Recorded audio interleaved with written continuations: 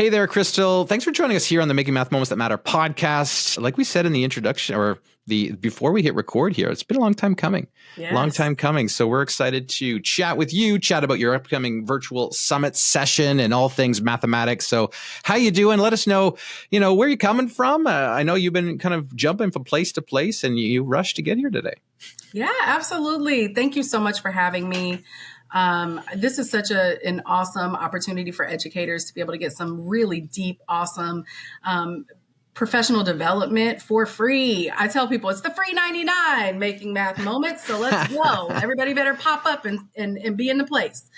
No, now I'm still in Cincinnati Public Schools. I moved into a principal role this year. Okay. On August 12th. So I'm about 45 days Congratulations. in. Yes, thank you. And it is most days very, very rewarding. Some days I'm like, I'm ready to go back to the classroom. Right. Right now I'm in Columbus, Ohio at the OCTM conference, just finished a diversity, equity, and inclusion panel to close out the conference. So yeah, right. that's my life right now. Beauty. Yeah, for sure. I'm gonna dig here. I'm super curious. As soon as your role change from classroom, in the classroom to administrator, what would you say is that biggest change that you're like, someone would be like, I wish you'd told me this. I wish you'd told me this. Like, what's thinking about teacher administrator, what would be that big thing you wish you knew? That what you did in the classroom is not necessarily what everybody else does. And it seems like such, right? It seems like common sense, but it's like some of the things that I thought everybody did because it was basic teaching to me is not a skill that everybody carries. So, and I noticed that when I was coaching, I was a math coach for the district for a while, for 2 years. And I noticed that when I was coaching and I'm like, oh my gosh, you don't do this already? You don't talk to kids? You don't ask them how they what they think about class or what they need more or less of and, those types of things. And I just wish somebody would have been like, Crystal, when you get out of the classroom, do not carry your memories with you as the litmus of what should be happening in a classroom and it doesn't make it worse or better, right? It's just different. And everybody has a way to approach the mathematics classrooms differently. That's a perfect segue actually into our question. When you talked about memories and experiences, we always ask guests on the show, what is a memorable math moment for you? And that could be your own experience as a student, but also your time in the classroom as well. Something that's really stuck with you through the years. I'll give you one of each. So as a student, I went through high school. I was an average math student, B's and C's type of math student. I was just trying to get out of high school, like most high schoolers are. So when I got to college, you have to take the entrance tests. And I tested into remedial math. And I was like, what? I just left trigonometry. Like, why am I in remedial math? Right. And it was an eye opener for me to think about the connection between what we need for life in math beyond K to 12 and what we're actually receiving. Right. Because I walked out thinking that I was just an average student and I might have to take, math 1 or whatever it is. But no, I was in the 9s, right? And I just remember the most pivotal moment of that experience was the teacher of that class. Her name was Dr. Couch. And she was like the first teacher that really made me feel like I could do it beyond a C. She's like, a C isn't your best. This is not good enough for me. Like, do it again. Right. And she just made me want to do it well and to slow down and build my own skills in math. And I ended up teaching her companion course in college with other students that tested into remedial math, which was very cool experience for me and really solidified my desire to moving into education. As a teacher, my math moment was when I was I remember this as if it was yesterday. I was teaching unit rate. And I was like, I had shown so many strategies. We talked about unit rate. We were good on ratios. We had all the things in line, ready to talk about unit rate. And my kids were like, I just don't get it. And I'm like, okay. So I did small groups, and I was in a small group with a group of boys, and I asked them, like, what do you like to do on the weekends? And they were like, I don't know, go to football games, whatever. And I was like, okay, do you like the Bengals? Of course, we're in Cincinnati. Although they're not the greatest all the time, everybody likes the Bengals. So they're like, yeah, we want to go to the Bengals game. I'm like, okay, so let's say you and 4 of your boys want to go to the Bengals game, but your dad is the only one that is available to go and get the tickets, right? Because you guys are in school. How do you know how much to tell your friends that they got to pay you back? And he was like, I would just take the total and we would figure out like how much each of us need to pay. And I'm like, but how would you do that? What operation would you use? Mm-hmm. You know, let's talk through this, write it down, draw a picture. And he literally drew tickets. There's 5 of us, and there's 5 tickets, and this is how much all of them cost. So how much, and it was that light bulb moment, right? And I was like, okay, this is what relevance means to me, right? You know, and it might not be relevant to the next group that I work with. Sure. So like really finding those connections to what we're teaching in the classroom, to what they're doing outside of the classroom. It was a pivotal moment for me as a teacher. And then I've used that story over and over and over again as a supporter of educators.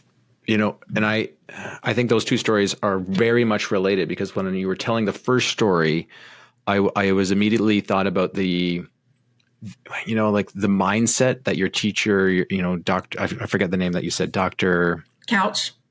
Yeah. Mm-hmm. Like Dr. Couch must have had to realize, like, just think about that as a math teacher, that the mindset shift she had to make for you to be like, I'm not just going to, like, you know, give you a test and see where you are, and we're going to put that in the grade book. Like, it was like, no, this isn't good enough.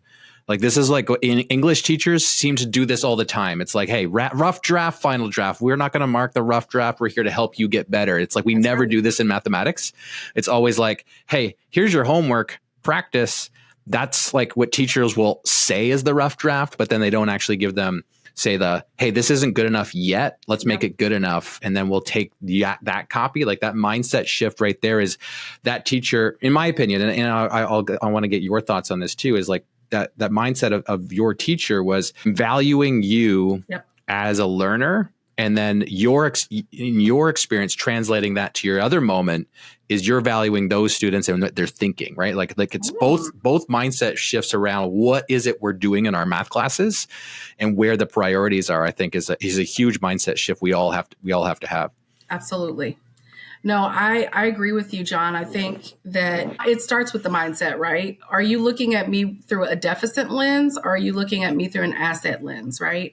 And I know that we throw those terms around right now, especially in, you know, the education field, but it truly is. It's past the cliche of asset versus deficit, right? It really is something that makes or breaks a math experience, an ELA experience, a school experience. If I walk into a room and someone thinks that I'm worth the time, and someone sees something in me that, you know, begets them to, you know, do more for me or do something different for me, that has such a large impact on me. And then in the opposite, it has a large impact on me when I see that someone just kind of leaves me alone and lets me skate by because I'm quiet, or I'm not speaking up, I'm not answering a bunch of questions. That tells me something too, right? And both are equally as detrimental to students' success, right? And I feel like Dr. Couch showed me that with an asset-based mindset, I am developing not only math students, but folks that can be the teacher through. And I was not a teaching major. So she didn't even know that I was going to go into education or anything like that. She was building life skills for me. Like, this isn't good enough. We're going to do some revision, right? I'm giving you feedback. Here's the feedback. Now revise. And that's where I also got the mindset that you should be able to do things more than once. You know, if I'm giving you a test, my kids always had the option to retake because everybody learns at a different pace and they learn differently. Maybe the way that I showed it didn't make sense. Maybe the way that they were exploring it with their peers didn't make sense enough for it to stick for them to take their test. So mindset is big, and she did definitely model that for me. And I've taken on that same mindset. It sounds like your experience with that particular educator really empowered you like that culture of high expectation and taking the time to get you to know you on a personal level, was a catalyst for just a change in your approach to education further down the road. And reading the title for your session at the upcoming summit, I think what you're doing is you're asking teachers to be brave. Oof, you're asking them to relinquish the control by not having to be the knower at the front of the room dictating we're going to do it this way.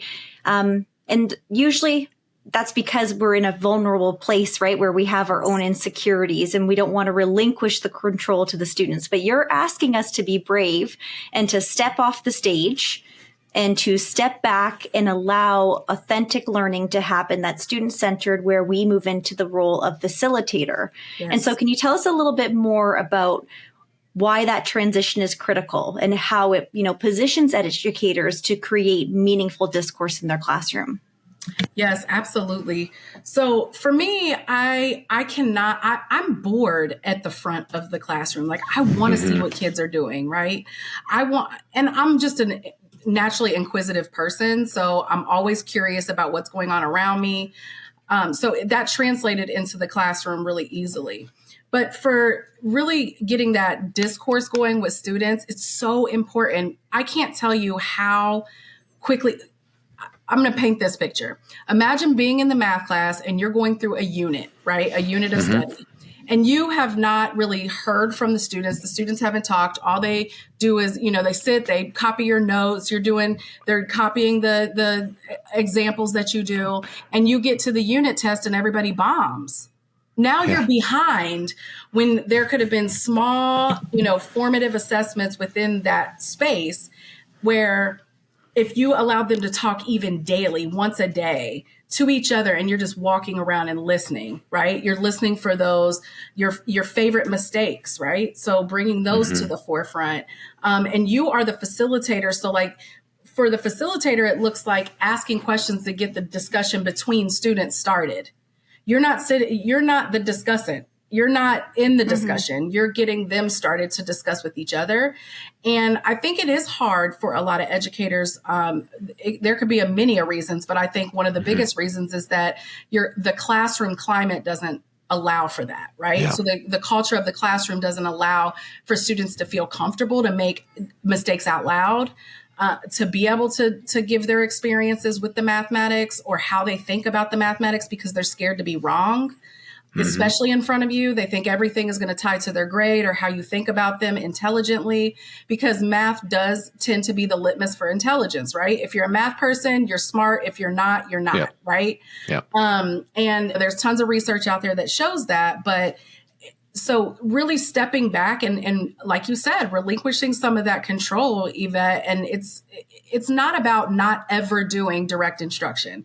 I think that's what we get so far. It reminds me of politics sometimes when we get on this boat where we're like, one side is about, inquiry-based learning and the other is direct instruction. And I'm like, no, it should really be both. And there's times where you might have to do some whole group. There might be some direct instruction one-to-one. There might be some direct instruction with small groups.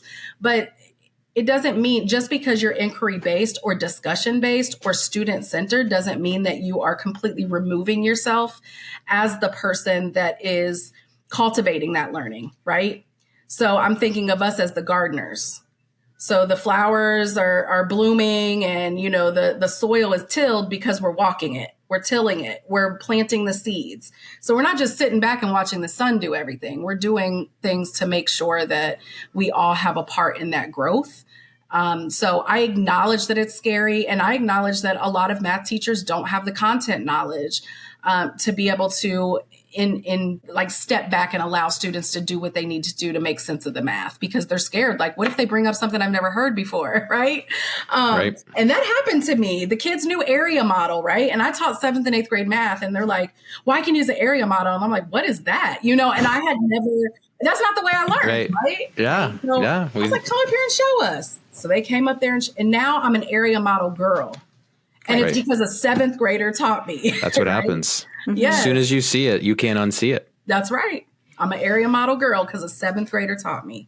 And he wouldn't have been able to teach me had I not moved out of the way and said, you know what, I got something to learn from you too. I think you brought up a really good point about how this becomes almost a debate or polarizing. Yeah. You know, people think that what we're advocating is that there's no opportunities for direct instruction. It's completely student led. But I actually used the analogy of the day, like it's almost like you are behind the scenes pulling the strings, but you're getting out of the student's way, but by asking purposeful questions, by planning the task, by delivering the consolidation, like you are still the one who is steering the ship.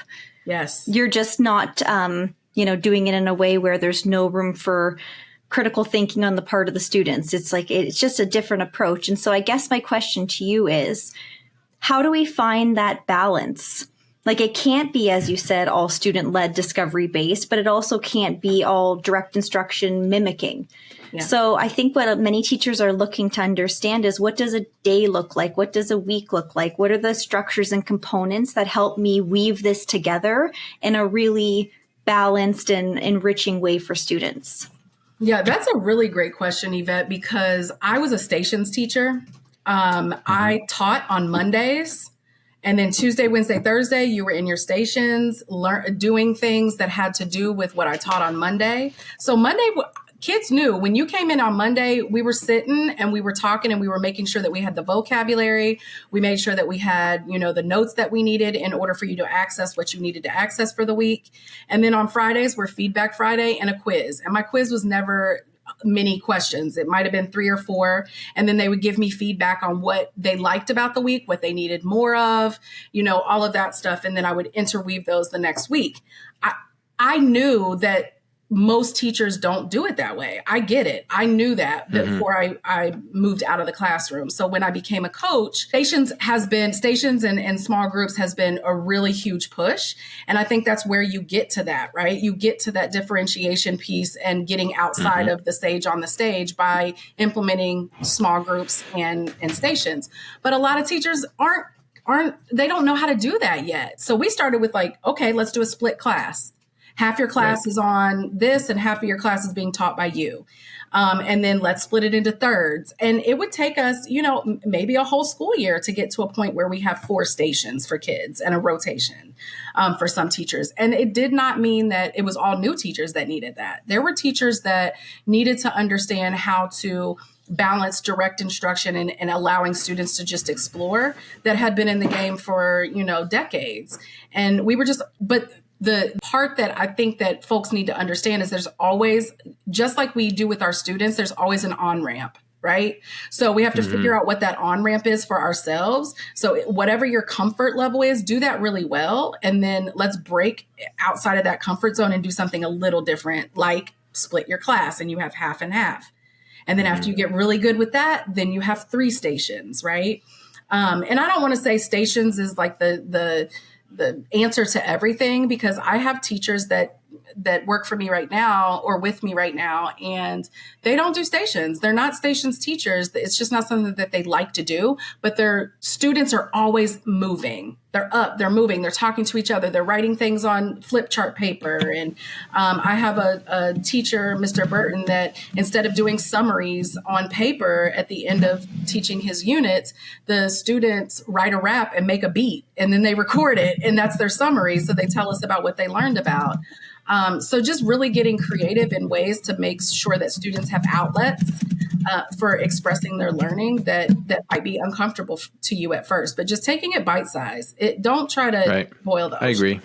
Yeah. For sure. And I think what you said about, when you said like getting to stations and in that framework and structure that you were using and had success, I think every teacher who's listening knows that the real power is when we get to the one-on small group, environments where the real feedback cycle starts to happen and where the real learning starts to occur. Yes. When, like you said, like how can we create those interactions with students so that they can have that themselves? Yeah. And then we can also be involved in that process. Like that is where the real learning takes place. And we've seen that, from our experiences. And And so now the question, I think, becomes for us when we're structuring our lessons, structuring our units, structuring our weeks, is to ask that question of not like, what does it look like? But it's like, let's get clear on what our learning goal is for today or the next couple days. Yes. Let's get clear on like what it looks like when we're performing well at that learning goal. But then the question we should be asking for structure is,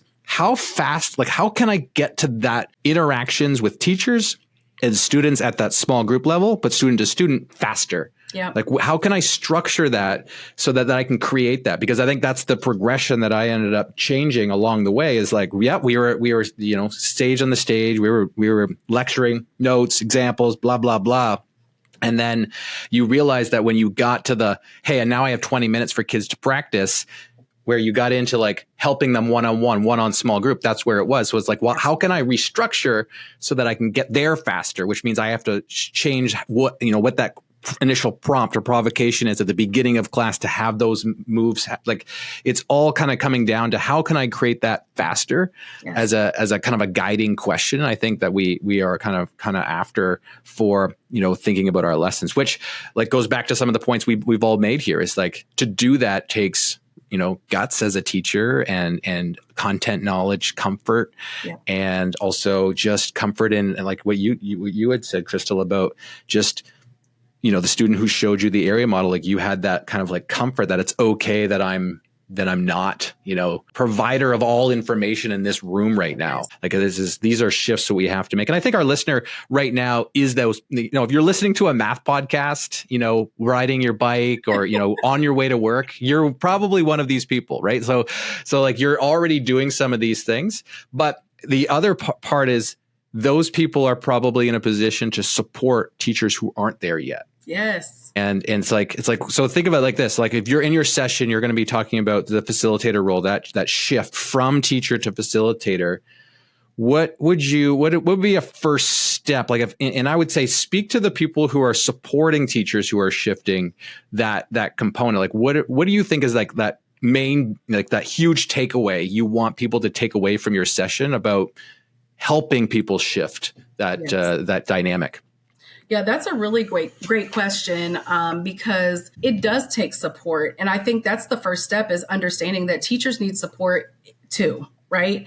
So not walking into a room and feeling like the teacher already has all the skills. Right now, teachers are playing therapist, parent, nurse, like all the things, right? They're not just teaching math. So really making sure that we understand that their time is valuable and really taking that position, right? Your time is valuable, and this is how I like to use our time together. Is that okay with you? And doing it in collaboration. But before you can even start to talk about, those differentiated stations and those small groups and getting students discussing and things like that, you've got to talk about belonging, right? So you've got to talk about relationships. You've got to talk about students being able to see themselves in each other. So Rudine Sims Bishop Sims talks about the mirrors, windows, and sliding glass doors. That is so true. When kids are able to see themselves, see others, and then see the world within the classroom, they're more likely to take risks, right? So really creating that culture of, my friend Akita said, like home, right? So like when we're at home, we're ready to go home at the end of the day because there's something comfortable there, right? So there's a blanket that you're looking forward to snuggling up with on the couch, or, having a beer after school, or whatever your thing is, right? And both. Right, both, and plus petting your dog or whatever, going to work out for those weird people that do that. No, I'm kidding. Going to work out. And, thinking about that from a teacher standpoint, like what are the things that kids look forward to in school? And you're going to have to talk to them. You're going to have to talk to them and ask them, because every year, every class. So my first bell class never looked like my second bell class. My second bell class never looked like my third bell. And my class that was after lunch never looked like my first bell. Right. So understanding that this is a process and not a switch. Right. So we can't just be like, oh, let's make you a stations teacher. You're on. It is a slow process. It's removing barriers for teachers and things like that. So I think that from a support standpoint, I think the first thing that you go into to support is building a culture of risk, of mistake making, of comfort in the mathematics. And that doesn't mean that everybody comes in there and loves it, but it means that everybody comes in ready to work and does their work and perseveres, whether they're right or wrong, and are able to articulate what their thoughts were while they were persevering, right? And show us.